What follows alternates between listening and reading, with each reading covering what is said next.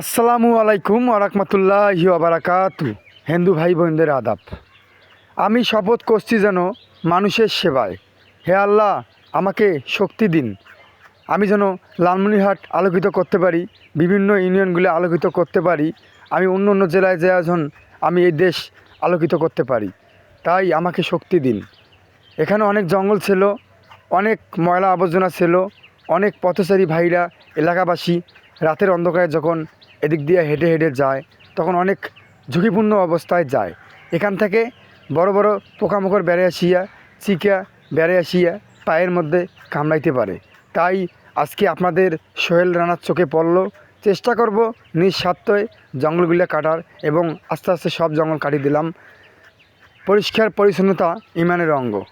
তাই আমার জন্য দোয়া করবেন, আমি যেন কাজের পাশে আমি বিভিন্ন মানবিক কাজ করতে পারি, লালমনিরহাট আলোকিত গড়ে তুলতে পারি।